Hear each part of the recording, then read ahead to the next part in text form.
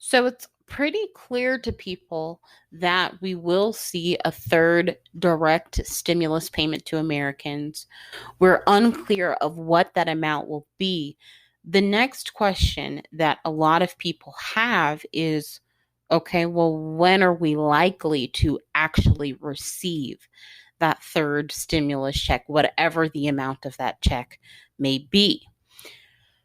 There is kind of a common kind of theory out in the ethos where some people are saying that we'll probably see a third stimulus package somewhere around March. Okay, let me explain their logic, which may make sense, but I'll explain why I differ from the common logic here.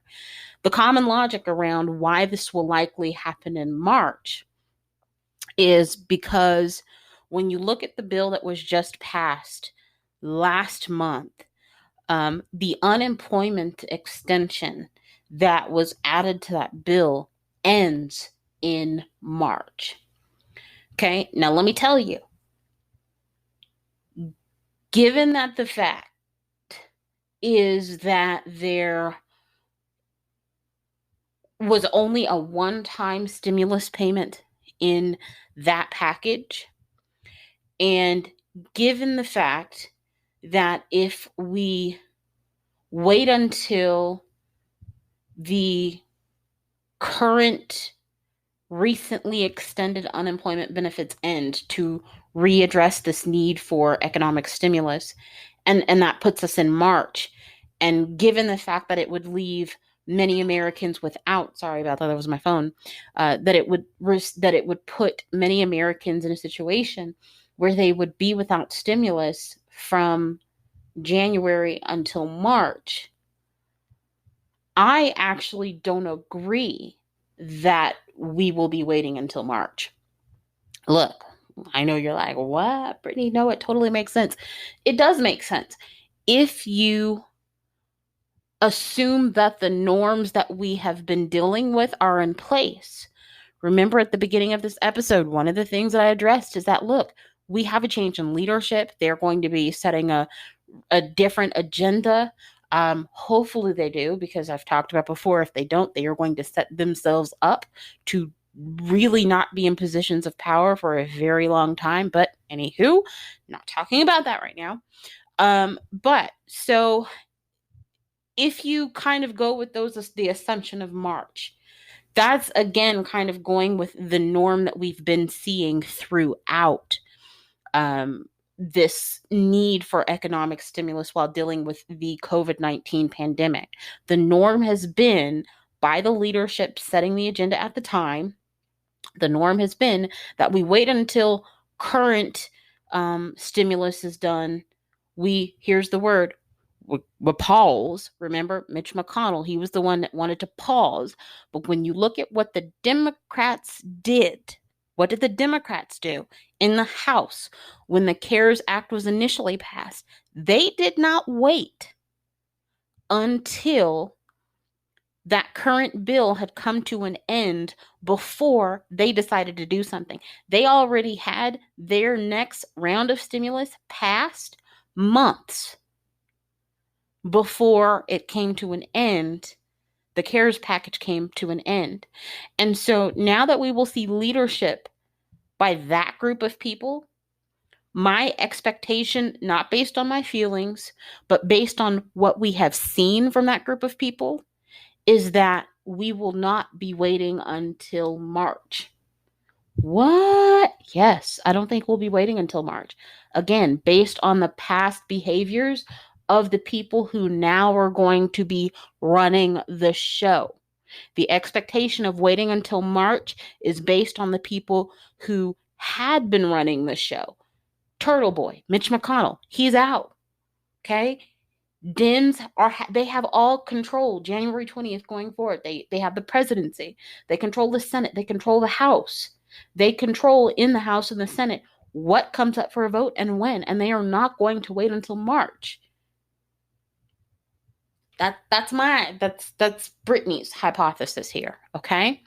And so I think if I had to say what is going to happen, whatever bill we see drafted between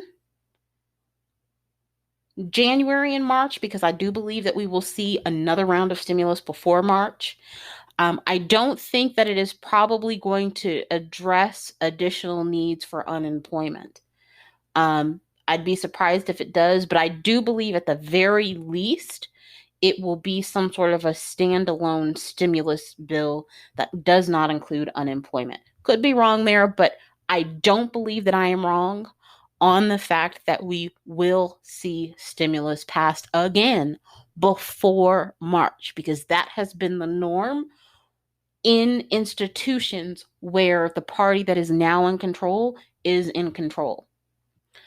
So that's kind of my prediction on this. And I think that you should consider, if you are hearing predictions of when we should see more stimulus and people are saying it's in March, consider that they are basing that not just on the fact that the unemployment extensions end in March, but because more likely than not, they're taking into consideration the norms that we have seen to this point.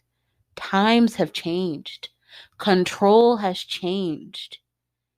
And the party that now is in control has a track record. What is a track record? Has a track record in this current pandemic of actually doing something well before the expiration date. They don't wait until the homework is due and do their homework the night before or turn it in late.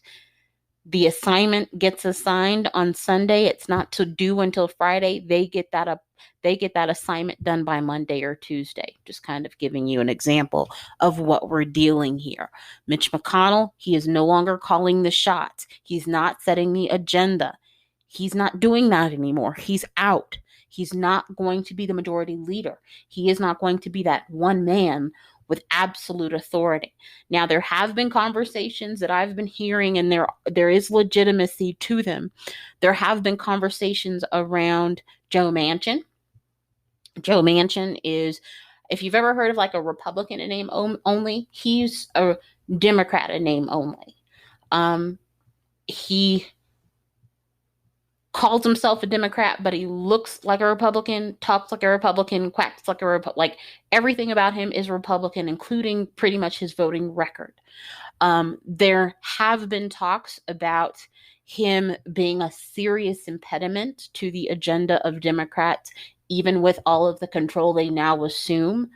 And I do think that those concerns are valid, but I do also think, especially when you look at what's been happening in recent days with people reaching out to him, calling his office, so on and so forth, and making their concerns and demands known to him as their elected representative.